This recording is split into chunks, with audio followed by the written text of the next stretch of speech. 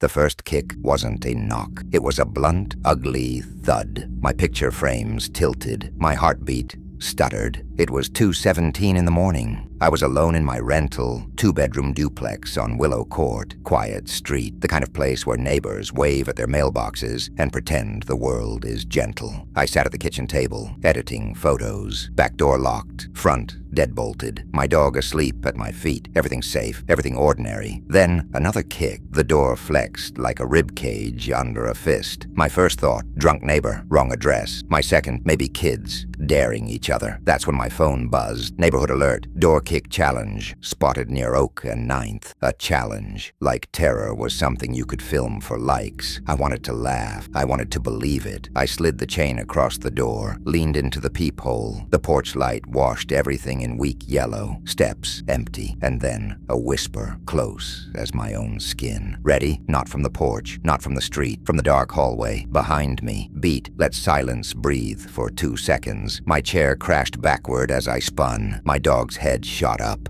ears forward, not barking, listening. The hallway stretched black, leading toward the bedrooms. I flicked the switch. The light stuttered, then steadied. Nobody. I told myself wind could mimic voices, that vents could trick your ears, that maybe I hadn't slept as deeply as I thought. But the stillness wasn't natural. It was thick. Watching, waiting. Then came the third kick. Wood groaned. The deadbolt held. My phone buzzed again. A shared video from across the street. Shaky footage. 2 hooded figures, one pacing, the other lined up like a kicker on a football field. Caption, they're doing it house to house. And there, in the corner of the frame, my address number, like a countdown. My chair lay on its side, wheels spinning. My dog lifted his head, ears forward, tail stiff, no barking, just listening. The hallway gaped black in front of me, a tunnel of shadow leading to the bedrooms. I swallowed, clicked the switch. The light sputtered, then steadied. White paint, carpet, baseboards. Normal, but silence in a house is never normal, not when you're waiting for it to break. I forced myself to walk the hall, step by step, my bare feet whispering against the floor. Hello? My voice cracked, thin and ridiculous, but saying nothing was worse. The guest room blinds trembled faintly, like someone had brushed them. I rushed to check. Window, locked, secure. I turned and froze. The closet door, never quite flush, sat open by 2 inches. I stared until my eyes burned. Every instinct begged me not to touch it, but leaving it cracked open was worse. I pushed the door out with one finger. The hinges moaned like they hadn't been used in years. Inside empty. Coats swayed slightly.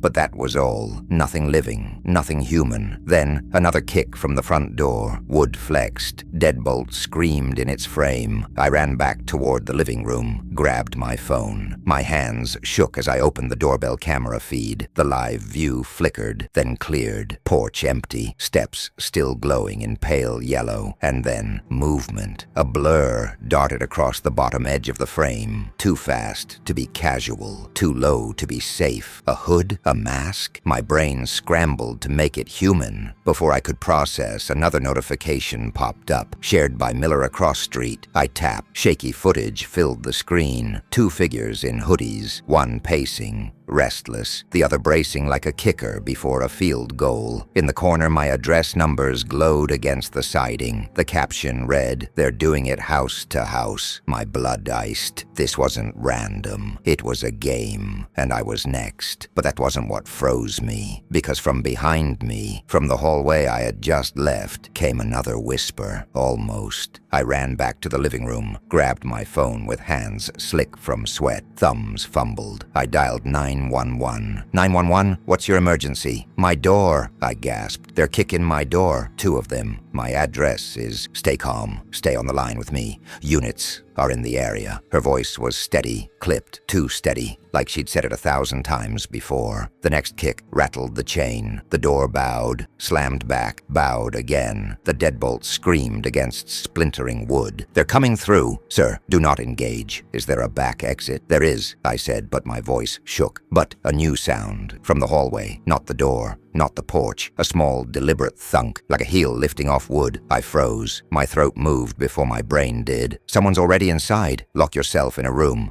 Now, can you do that?" I nodded like she could see me. My dog barked once, sharp, then pressed against my leg, trembling. I dragged the dresser in front of my bedroom door, heart banging loud enough to betray me. The dispatcher's voice stayed calm, mechanical. Stay with me. Help is minutes away. But from the porch came a giggle. High-pitched, breathless. From the hall came a whisper. The door's not their way in. I clutched the phone harder, my lips dry. They said the door isn't their way in. The dispatcher hesitated. Sir, is there anyone else who has a key? My landlord, I said quickly, then slower. And my ex, Paige. She never returned hers, but she moved out months ago. A dragging sound scraped across the ceiling above me. Long, low, measured. Sir, the dispatcher said carefully. Do you have an attic? My eyes shot upward. The hatch above the hall looked like a square mouth I'd never noticed before. Insulation dust fell in faint crumbs. I whispered, to no one but myself. Oh God, they're already here. Sir, can you access the attic? The dispatcher asked. Her voice was calm, too calm. Not without a ladder, I whispered, eyes locked on the hatch above the hallway. A rectangle of wood I had ignored for months. Another kick thundered from the porch. My phone buzzed. Doorbell motion. 2 people detected. I swiped to live view. 2 hooded figures stood in the yellow wash of the porch light. One leaned against the railing, bouncing on his heels like a kid too eager to wait. The other held a phone, its lens staring at my door. They weren't hiding. They wanted the footage. Sir, the dispatcher pressed. Stay with me. Officers are en route. But my focus wasn't on the porch anymore. It was on the ceiling. The scrape came again. Long, deliberate. Dust trickled from the hatch and freckled the floor. I whispered my ex's name in my head, Paige, as if somehow she could be the explanation. But Paige hated games. She hated pranks. She would never. A fingernail tapped the inside of the hatch. Once, twice, 3 times. From outside, silence. No laughter, no kicks. The house listened with me. The attic exhaled, and in that breath, I understood. What was happening on my porch wasn't the danger. It was theater, noise, distraction. The real danger had already slipped in earlier, quiet as a thought, patient as dust. Sir, do not engage, the dispatcher urged, but I was already backing down the hallway, eyes locked on the hatch. The edges of the cover looked wrong, tilted, like it had been pushed open from the inside. The light fixture near it swayed faintly, as though something unseen had brushed past. My dog growled.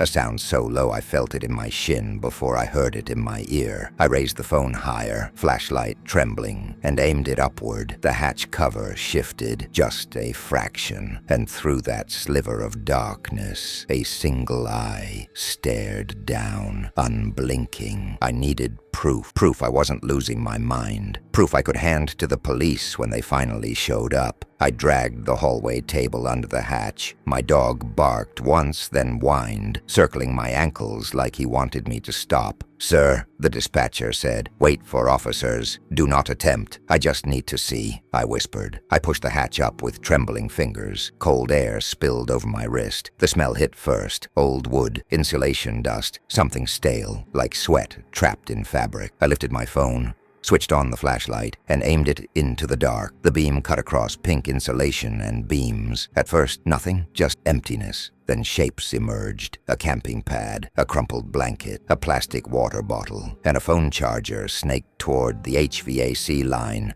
Its cord plugged into power. Someone had been living above me. My stomach dropped. My eyes traced farther. A small hole had been sawed clean between the joists, perfectly aligned over my bedroom closet. I bent closer. From here, the hole looked like a pupil, watching. I shivered and aimed the light down again. In the dust lay something small, a strip of painter's tape, faded blue, words written in thick Sharpie. Wait for the kicks. That's when it clicked. The pounding at the door, the shouting outside. It wasn't the threat, it was the signal. Noise to cover the quiet. The real game wasn't outside at all. The real game was already above me, patient, waiting for the exact moment to move. I jerked my hand back, nearly dropping the phone. The hatch cover slipped, rattled against its frame. The sound carried like thunder through the attic, and from the far end of the crawl space, where the flashlight couldn't reach, I heard movement. Slow, deliberate, someone crawling toward me. The attic shifted. Rafters groaned as weight pressed into them. Someone was crawling closer.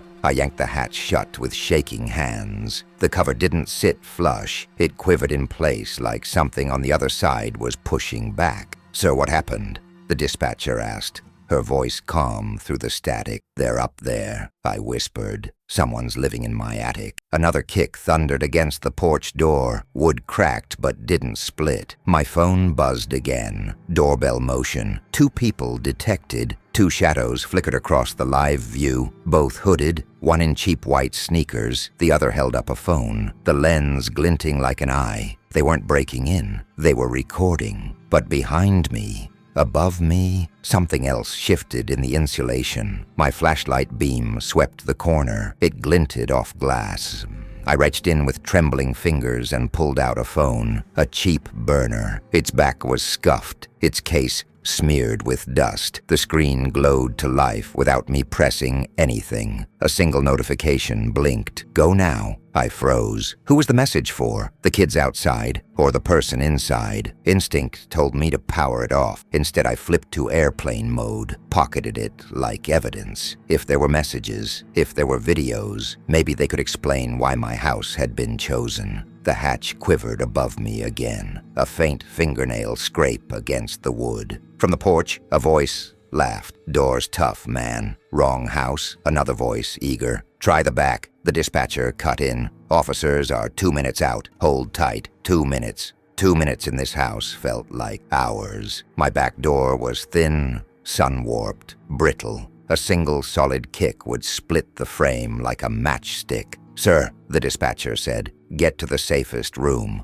"Bathroom, no windows. Lock it. Take your phone with you." I backed away from the hatch, from the front, from the back. My dog pressed to my leg, whimpering. I shut myself in the bathroom, turned the lock, sat on the edge of the tub, and for the first time that night, I let my breath catch up to me. But even there, behind that thin door, I could feel the house breathing. Someone outside, someone above, both waiting, and I was the only thing in the middle. I locked the bathroom door and sat on the tub's edge, clutching my phone like a lifeline. My dog pressed himself against my shin, trembling so hard I felt it in my bones. The dispatcher's voice filled the tiny room. "You're safe. Just stay put. Officers are close. Safe." The word barely made sense anymore. From the back of the house came the first kick. The floor trembled under it. Another, the sound of splintering wood. "Sir, stay calm," the dispatcher urged. Easier said than done when every strike felt like a countdown. The house went quiet for a moment. My breath fogged in the stale bathroom air. Then from the vent above the toilet, a whisper drifted through. Not outside, not my imagination. "Don't call for help." They like chasing my chest, locked. "Who is this?" I hissed at the metal grate. The vent answered with silence.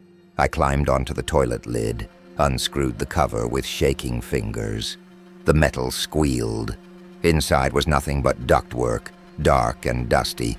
But then I saw it, a tiny lens, dead black, staring back, a camera, hidden in the vent. My throat dried. My stomach flipped. Someone had been watching me for days, weeks maybe. The dispatcher's voice broke through the haze. "Sir, are you still there?" "Yes," I whispered. My voice was cracked glass. "There's a camera in my vent." The bathroom light flickered once, then steadied. Another slam rattled the back door, louder, closer to giving.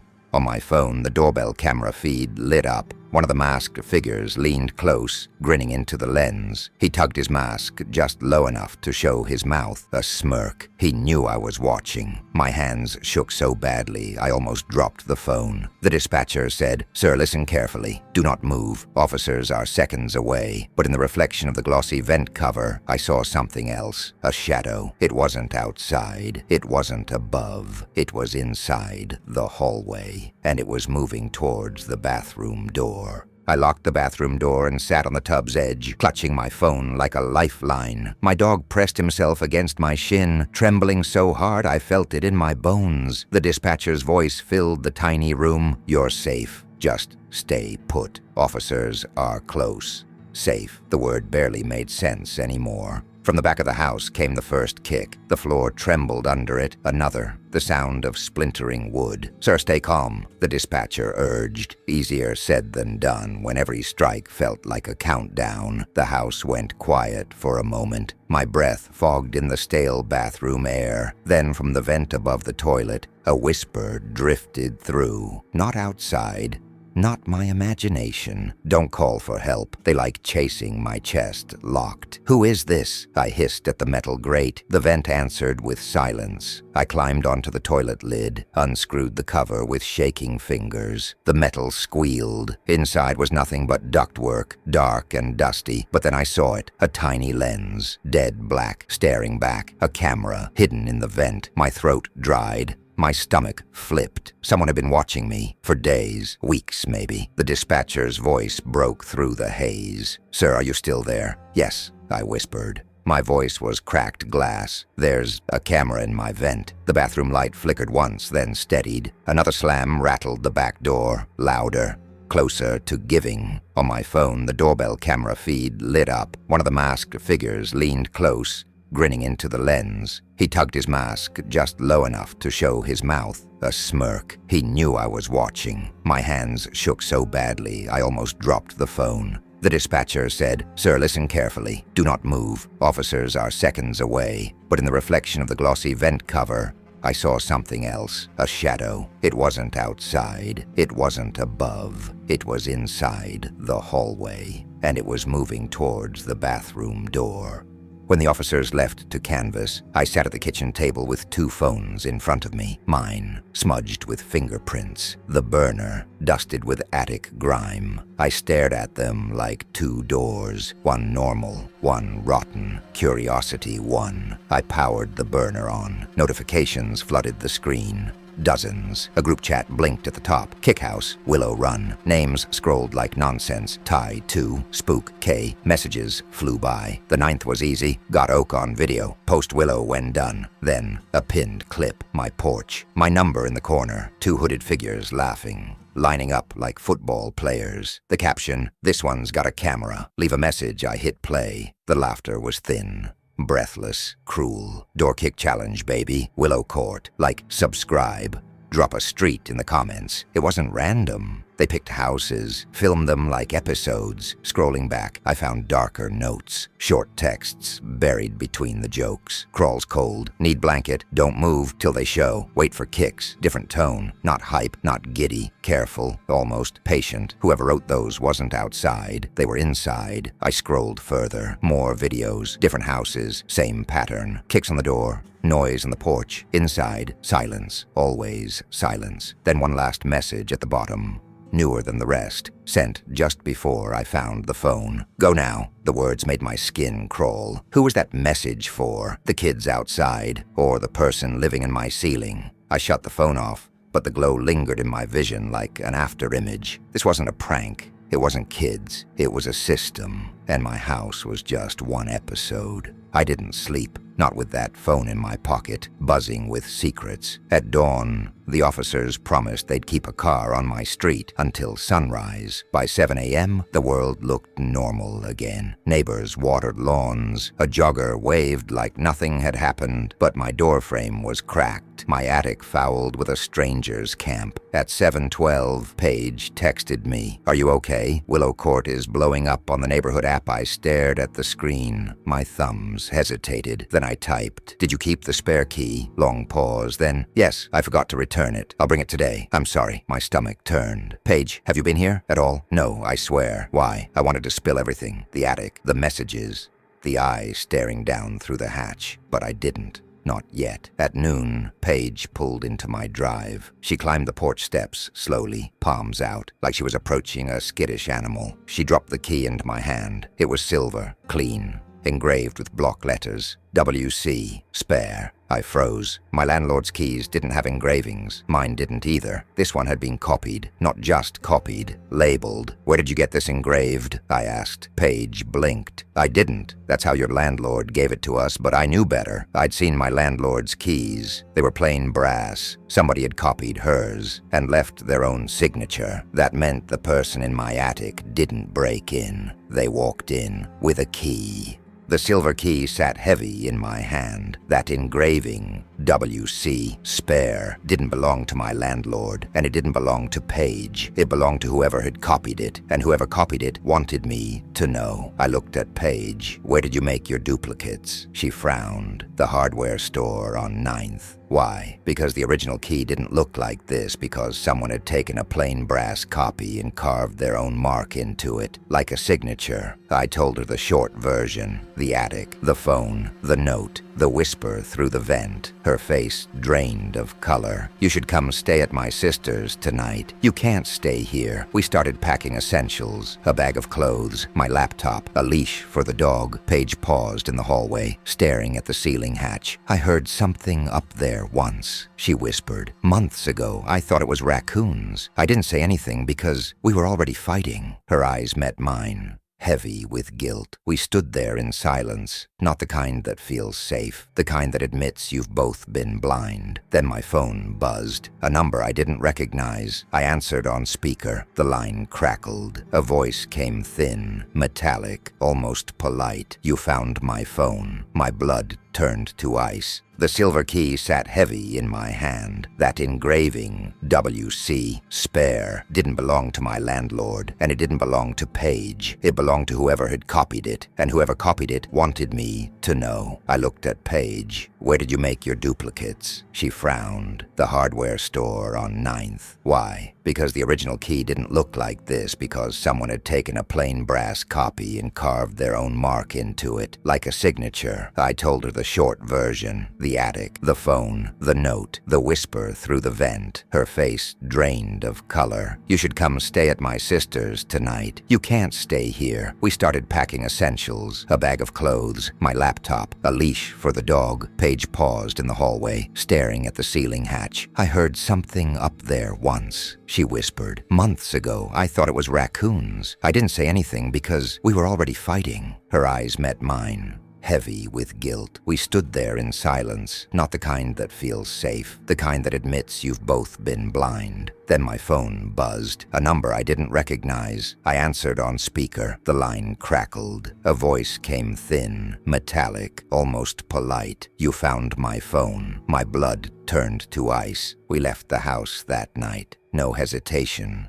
No second thoughts. Paige drove while I clutched the dog and stared at the rearview mirror. Every pair of headlights behind us felt like a hunter tailing prey. We stopped at a motel off the highway, cheap, anonymous, the kind that smells of stale soap and burnt coffee, the kind of place you choose when all you want is to disappear. I gave the burner phone and screenshots to the detective over email. She called back, fast. We're working it. Already tied your phone to 2 other incidents. Same group. We'll have a unit on Willow Court tonight. I thanked her, but the words felt hollow. Paige handed me a bottle of water. Try to sleep, she said, but sleep has rules, and fear breaks every one of them. At 1:03 a.m., the motel's hallway shook. Not a knock, not a kick. 2 heavy thuds, like bodies slamming a vending machine. I shot upright. My dog barked once. Sharp. Paige grabbed my arm. It's just drunk kids. It has to be. But I couldn't shake the thought. What if it wasn't random? What if Kay knew exactly where we'd gone?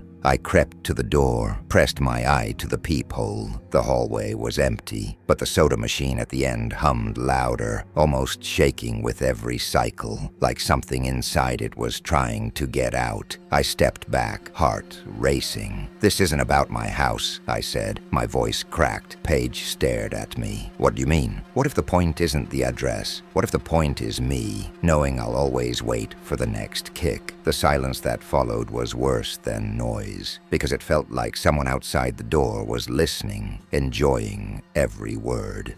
By noon, the detective texted me, 3 juveniles in custody, not Kay, still working. I exhaled like I'd been underwater, not safe, just surfaced. Paige and I returned with the officers. A locksmith rekeyed everything, deadbolts, garage, even the mailbox. The house looked the same, but it didn't feel the same. We walked under the attic hatch. Dust still clung to the trim like fingerprints. The detective gestured at it. He had time. This wasn't impulse I thought about every night I'd brushed my teeth with a stranger stretched above me, listening, memorizing my routines. We installed new cameras. Not because cameras stop anything. Cameras only turn terror into proof. But doing nothing felt worse. At dusk, I sat on the porch. Not brave, just tired. Neighbors walked slower than usual, eyes flicking from yard to yard like they could measure safety with a glance. The air smelled like cut grass and caution. My phone buzzed. Unknown number. One message. Open. 2 letters. Nothing else. I showed Paige. Her face went pale in the porch light. Don't respond. Don't give him what he wants. But my thumb hovered anyway. I typed one word back. No. 3 dots appeared, then disappeared, then appeared again, and finally,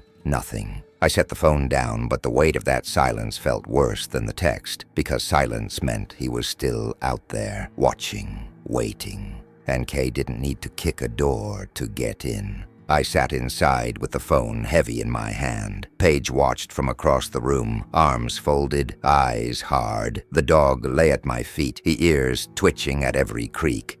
The detective called minutes later. We traced your earlier call. Tower hits near your block, moving fast. Whoever Kay is, they're not sitting still. I told her about the message. One word. Open. She sighed. That's their power. They want your body to obey a command. I ended the call and stared at the lock on my front door. For a long moment, I thought about unlocking it, about proving I wasn't afraid, but that would be giving Kay exactly what he wanted. Instead, I stood and relocked it, slowly, deliberately, my own ritual, my own rule. I hung the new key on a hook by the fridge, where I could see it from the table. Something small, something mine. Sleep never came, but morning did. And after that, the kicks on Willow Court stopped. The kids scattered, or maybe they learned to fear the echo of their own game. Every now and then, an unknown number still finds me, always the same word, open. And every time, I choose the door they don't expect. I stay, I breathe. I walk the length of my house with my dog at my side. I touch each lock, each wall, each place that is mine. Because fear is also a door, and I'm done letting strangers kick it in.